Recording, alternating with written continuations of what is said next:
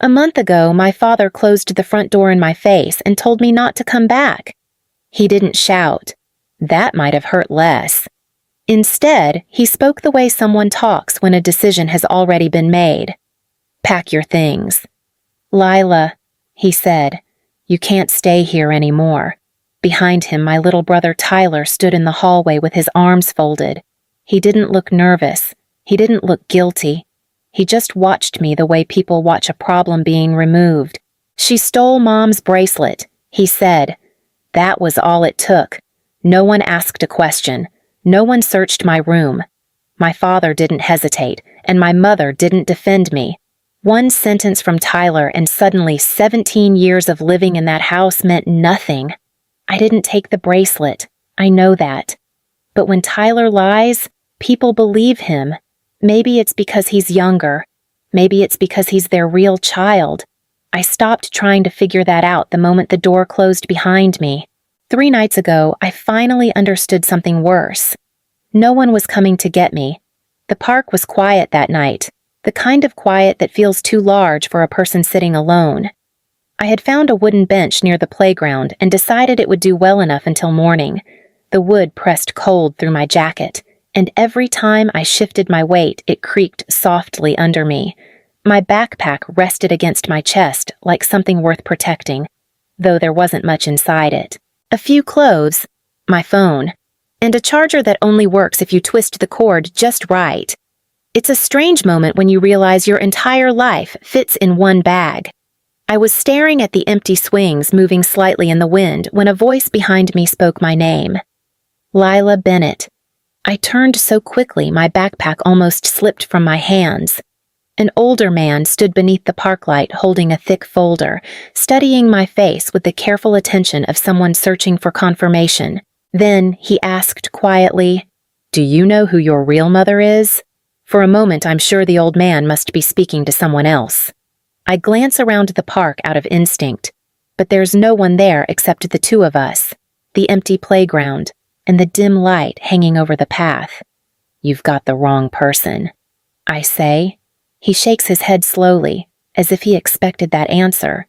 No, I don't. I stand up from the bench anyway. It feels better to be on my feet, even if I'm not sure why. I don't know you, I tell him, and my mother is Patricia Bennett. He studies my face carefully, the way someone might look at an old photograph they haven't seen in years. That's what you were told. He says, "That's my family." I snap. He doesn't react to my tone. They bought you. The word lands strangely between us. So wrong that for a second I think I misheard him. That's insane. I say, "People don't buy babies." They do, he replies quietly. Especially 17 years ago. I fold my arms across my chest. Look, I was just kicked out of my house. I'm not in the mood for some strange story. His expression softens slightly. You were thrown out. Apparently, I stole a bracelet. Did you? No. He nods once, as if that answer confirms something he already believed. Then he opens the folder in his hands and slides a sheet of paper toward me. Your name is Lila Bennett, he says. 17 years old. My stomach tightens. That part you got right, I mutter. He taps the paper gently. This part you don't know yet. I stare at the page without touching it. Why do you know my name? I ask. He meets my eyes. Because I've been looking for you since the day you disappeared. I don't reach for the paper right away. My hands stay buried in my jacket pockets, like touching it might make whatever he's saying suddenly real. That's not possible, I tell him. The man doesn't argue. He just waits. My parents didn't buy me, I say again, louder. They raised me. He tilts his head slightly. Did they? A short laugh slips out of me, thin and wrong. Things are just messed up right now. My brother lied. My dad believed him. And that's the whole story. What did he say you stole a bracelet, and you didn't? No. He nods slowly. Your brother. Tyler. The way he says my brother's name makes my chest tighten. You shouldn't know that. I know a lot about you. Lila. I stare at him. Then you know they're still my family. He doesn't answer. After a moment, I sit back down on the bench. The wood creaks under my weight. My parents weren't always like this. Before Tyler was born, life felt normal. Mom brushed my hair before school. Dad called me kiddo. Small things, but they mattered. Then Mom got pregnant. Lila, be helpful. Lila, don't bother your mother. Eventually it became, Lila, go to your room. After Tyler arrived, the rules changed. You're the older one, Mom said. Set a better example, Dad added. The man beside me listens quietly.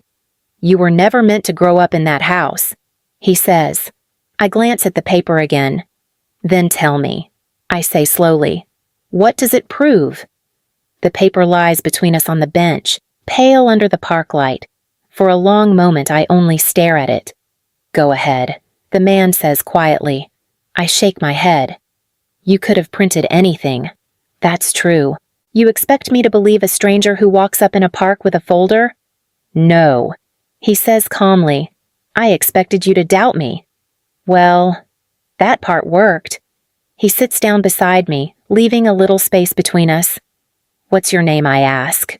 Arthur Caldwell. I study him for a second. Okay, Arthur Caldwell. You just told me my parents bought me and that I disappeared the day I was born. That's a big claim. I know. Then explain it.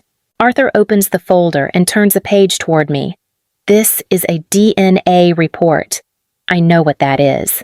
It compares your genetic profile to a sample from Elena Caldwell. My eyes stop on the name. Who's that? He pauses. My daughter. A weak laugh escapes me. So now I'm related to you. Yes. That's convenient. Arthur doesn't react. Where did you even get my DNA? The DNA match came from a medical database connected to the missing child investigation. That makes me hesitate. Slowly, I pick up the page. The numbers blur until my eyes land on the final line. Probability of maternal relationship 99.97%. My chest tightens. This is fake. It isn't. My mother's name is Patricia Bennett. Arthur watches me carefully. That's the woman who raised you. Same thing. He shakes his head. No, it isn't. My hands begin to tremble. You said I disappeared. Arthur closes the folder quietly. You didn't disappear, he says. You were taken. I keep staring at the report in my hands, half expecting the numbers to rearrange themselves if I give them enough time. They don't. You're lying, I say finally. Arthur doesn't react. If I were lying, he says quietly, I wouldn't begin with something that can be verified. That report could belong to anyone. It belongs to you. My mother is Patricia Bennett. Arthur nods once. That's the woman who raised you. The way he says raised makes something twist in my stomach. You keep saying it like it means something different. It does. I slide the report back toward him. You don't get to walk into a park with a folder and rewrite my entire life. Arthur accepts the paper without arguing. Fair, he says. Then he takes another document from the folder and places it between us. This record comes from an investigation that started 17 years ago. I don't touch it. What investigation? A missing infant case? Something cold settles in my chest.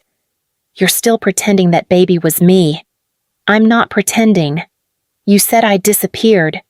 You were taken. That's the same thing. Arthur shakes his head. No, it isn't. I look away toward the empty playground. The swings move slightly in the wind, their chains creaking in the quiet.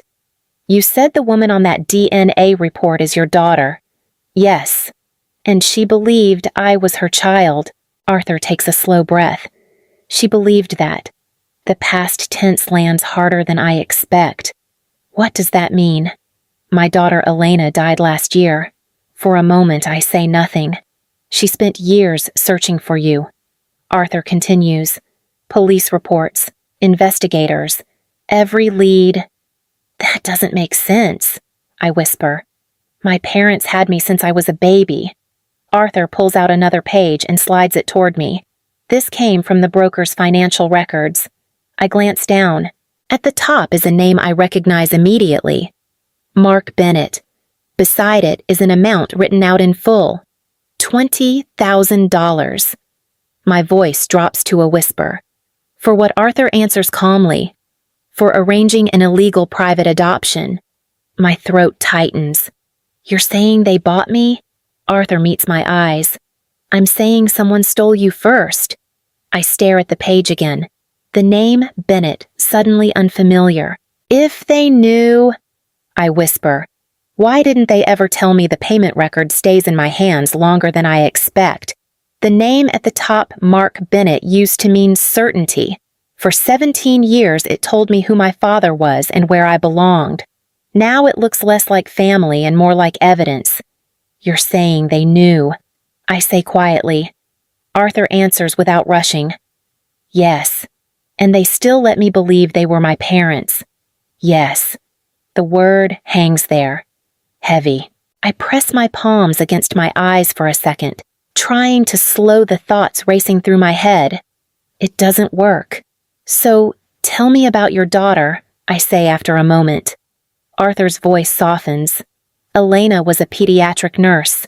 She worked night shifts at a hospital outside Portland. She loved the children she treated. Sometimes she stayed after her shift just to comfort them.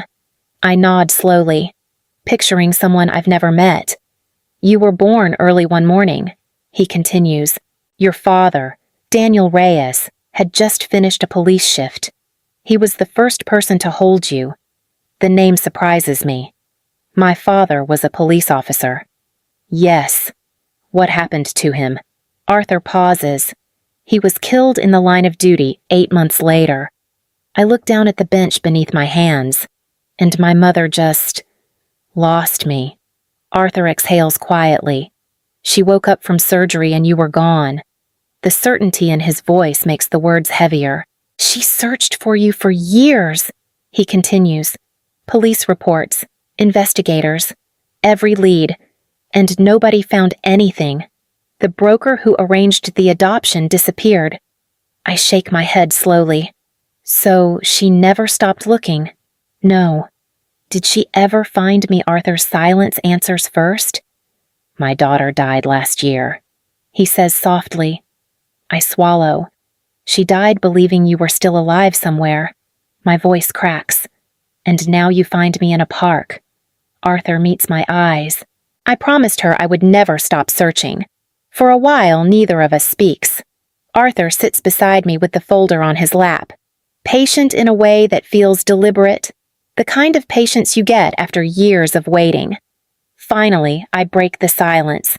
So, you spent 17 years looking for a kid who might not even exist anymore. Arthur meets my eyes. I knew you existed. How could you know that? Because Elena never stopped believing it. That answer irritates me. Belief isn't evidence. No, Arthur says calmly, but records are. He pulls another document from the folder and lays it on the bench. This came from the broker's files. The man who arranged those illegal adoptions. Yes. I glance down at the page. Names, dates, numbers. Most mean nothing. One doesn't. Mark Bennett. My chest tightens. You're telling me my parents paid $20,000 for me? Arthur shakes his head. I'm telling you someone demanded that money in exchange for a newborn child. That's the same thing. Not legally. Legally. I mutter. They still threw me out over a bracelet. Arthur studies my face. You didn't take it? No. He nods. That's what I thought. I look at him sharply. How would you know that? Because I checked. My stomach tightens. You checked what your brother. The name escapes me. Tyler. Arthur flips to another page and points to a line. This is a transaction from an online marketplace. I lean closer. What did he sell? Arthur taps the entry. A diamond bracelet. The air feels heavier. He sold it 2 days before you were thrown out. I swallow. You're certain? Yes. I sit back slowly. If you already knew that, I say quietly. Why didn't anyone tell my parents? Arthur closes the folder with deliberate care, like the decision inside it has already been made. I did tell them, he says. For a moment I think I heard him wrong. You and I contacted Mark Bennett 2 weeks ago. The words hit me harder than I expect. You spoke to him? Yes. My stomach tightens. What did he say? Arthur hesitates briefly, which already tells me the answer won't feel good. He said the investigation was harassment. I let out a short, bitter laugh. That sounds exactly like him. Arthur continues quietly. He also described you as unstable. That one lands deeper. I rub my face with both hands, trying to push the sting away. Of course he did. Arthur watches me for a moment before continuing. I asked him a single question. What question? Why he forced you out of the house. I look up, and Arthur's tone remains steady. He said you stole from your mother. That's it. That's all he said. I shake my head slowly. He didn't even bother checking. No. For a moment, I stare at the gravel near my shoes, nudging a small stone with my foot. Arthur opens the folder again and removes another document. This report will be submitted to Child Protective Services tomorrow. My head lifts immediately. You're reporting them? Yes. For what? For neglect. For participating in an illegal adoption. And for abandoning a minor. Hearing the words spoken out loud feels strange, almost unreal. You're serious. I am. I sit quietly, trying to absorb everything that has happened tonight. All my life, I say slowly. I thought they were the ones with all the power. Arthur closes the folder again. They don't. I look down at my hands. They're still my parents. Arthur doesn't argue. His voice softens instead. No, he says gently. They're the people who raised you. I take a slow breath, and now Arthur meets my eyes. Now you decide what comes next. A few weeks later, I'm sitting at a kitchen table that finally feels steady, like it belongs to a real home instead of a temporary stop. Arthur sets a mug of coffee in front of me. You need to eat more, he says. I'm working on it. The house is quiet. No doors slamming. No voices arguing down the hallway. Just the hum of the refrigerator and the sound of a spoon touching the edge of a cup. I'm still learning how quiet can feel safe. After a moment, I ask the question that has been sitting in the back of my mind. So, what happened to them? Arthur doesn't avoid it. Your adoptive parents were formally charged last week, he says. Illegal adoption, falsifying custody documents, and child abandonment. I stare at the table. They denied everything at first.